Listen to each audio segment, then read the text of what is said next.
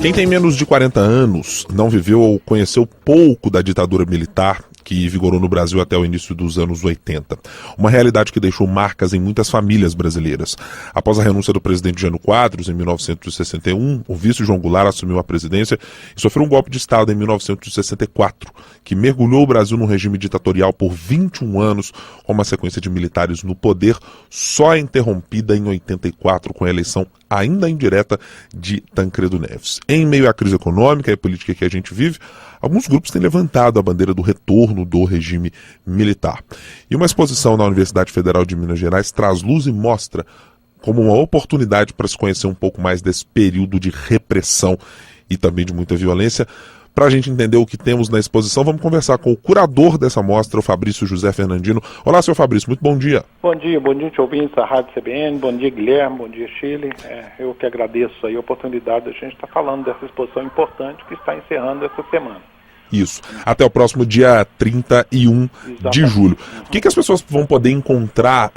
Porque os retratos que a gente tem de ditadura muitas vezes estão ligados ali às imagens sempre em preto e branco, algumas obras que ganharam popularidade, por exemplo, os livros do Hélio Gaspari, fazendo ali uma tentativa de recontar de alguma maneira, mas a gente tem muito mais para contar nessa história, né, seu Fabrício? Na realidade, são anos sombrios aí do nosso Brasil, da ideia de construir essa nação e que ficou truncado e continua ainda um pouco problemático toda essa questão. Mas essa exposição que chama Desconstrução do Esquecimento é uma exposição de uma universidade que propõe a educação, propõe a formação. Como muitos jovens já não têm noção, como você falou, da questão da ditadura militar de 64, as pessoas isso vai passando por um plano do esquecimento e é importante assim, a gente conhecer a nossa história para evitar repetir erros, aprimorar esse processo de construção dessa nação, aprimorar os processos éticos, os processos políticos que são tão caros a todos nós. Pois é, e como é que vocês dividiram isso na exposição? Como a gente falou aqui, a gente tem mais de uma geração que não viveu a época da ditadura. E nessa exposição tem oportunidade de conhecer o que exatamente? Pois na realidade a proposta inicial dessa exposição era para falar de anistia e justiça de transição, que são os desdobramentos pós-ditadura. Isso vem em função de um memorial da anistia que está sendo construído em Belo Horizonte, na antiga Fafiche, no Colégio de Aplicação, e esse memorial há 10 anos vem sendo construído, teve problema de prédio estrutural, então houve a proposta da universidade de fazer uma exposição temporária que abordasse o tema. Eu, como curador, achei importante assim, contextualizar por que anistia e por que justiça e transição. Então era importante falar da ditadura militar.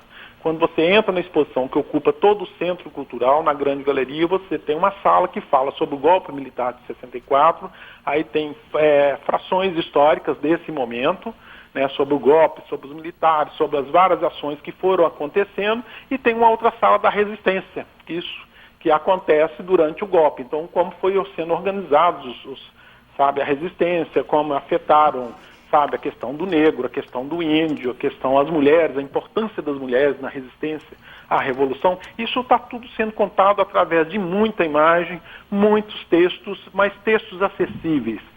Não é uma exposição que tenha densidade e a pesquisa importante para o meio acadêmico, mas é uma exposição acessível ao grande público, uma exposição para educar. A partir daí, então, com esse conhecimento geral sobre a ditadura militar, sobre o golpe, e sobre a resistência, nós entramos na parte da anistia, que são salas destinadas à anistia, onde tem os vários movimentos sobre a anistia política, que acontece após a Revolução. E os desdobramentos da anistia entram também em outra sala, que é a questão da luta pela justiça de transição, que acontece no período pós-revolucionário e vai até hoje, que estão famílias lutando por justiça, por reconhecimento do Estado, uma série de questões, indenizações que foram acontecendo, mas são várias frentes, e essas várias frentes são relatadas nos vários segmentos da exposição.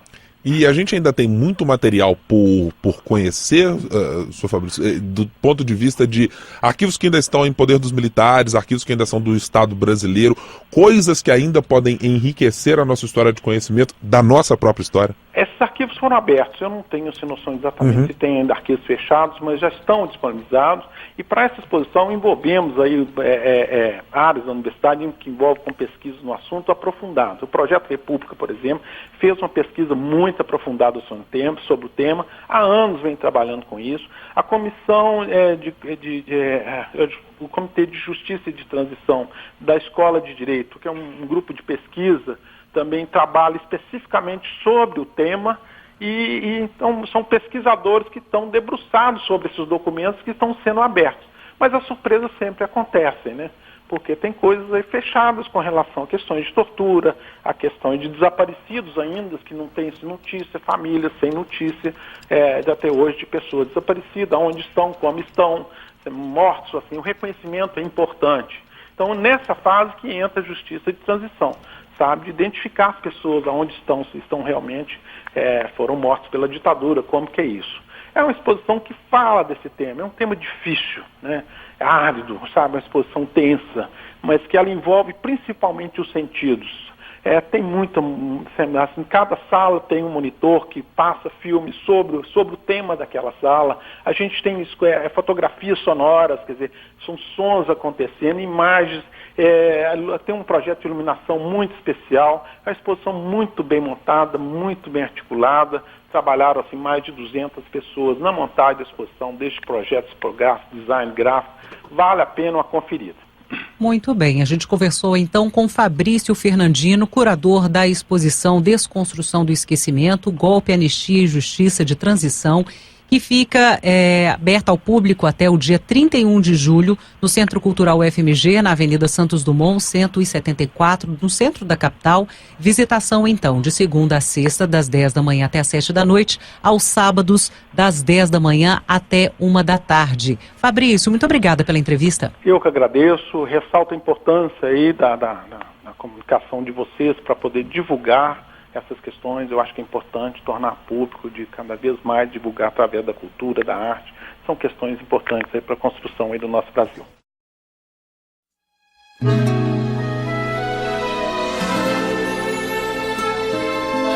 O brasileiro gosta tanto da verdade,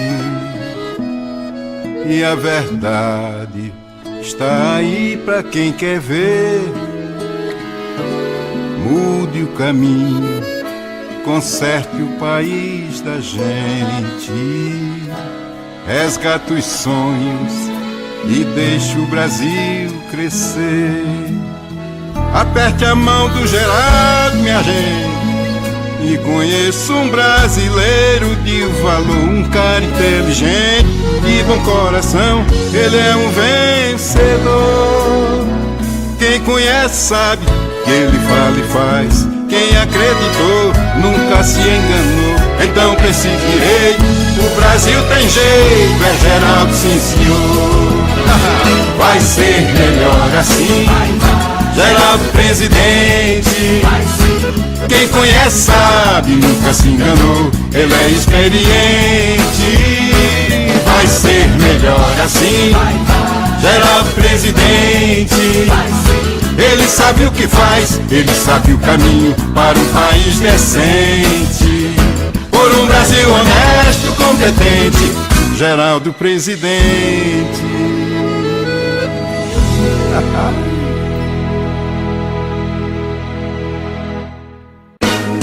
Tô com Geraldo porque vi que a gente boa, é cara limpa, sangue bom, boa pessoa. Chegou sincero, conquistou meu coração. Com Geraldo é diferente, ninguém fica na mão. Mas o melhor é que o cara é competente, joga limpo, manda bem, sabe cuidar de gente. O brasileiro viu quem é e o que ele fez e decidiu que agora é sua vez. O povo quer, o povo sabe, o povo sente. Agora é Geraldo presidente.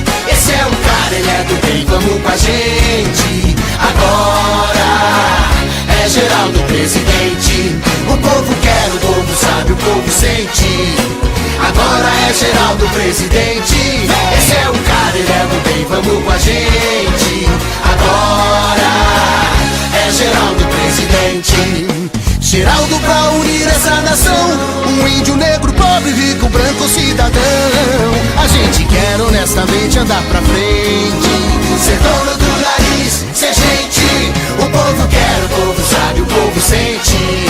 Agora é Geraldo presidente, já tá na hora, tá no rosto dessa gente. Agora é Geraldo presidente. Vem com a gente que a hora é essa. Vem com a gente que o Brasil tem pressa. Espalha essa ideia ao seu redor, Geraldo, que o Brasil vai ser melhor. Essa luta é do país inteiro, tá na mão de cada brasileiro. Um novo nome, novos rumos, novos planos, Geraldo. Eu tô com ele, ele é do ramo, eu vou. Vem pro Brasil que tem futuro, vem com Geraldo. Esse é capaz, eu tô seguro, vem pra cá. É o melhor pra nossa gente, Geraldo presidente, pro Brasil melhorar. Vem pro Brasil que tem futuro, vem com Geraldo. Esse é capaz, eu tô seguro, vem pra cá. É o melhor pra nossa gente, Geraldo presidente, pro Brasil melhorar. O Brasil decente. Nós somos a turma do Lula. A gente vive a nega. O mensalão, o caixa 2 e o sanguessugas. A gente tá tentando escapar. Nós somos a turma do Lula. Bobeira foi nos caçar. Se o Lula for eleito de novo, a turma dele vai voltar. Mude de presidente. SDB-PFL. Não pro mensalão, pra dólar na cueca, mentiroso eu digo não, não. Que decepção, pra essa gente, meu voto eu não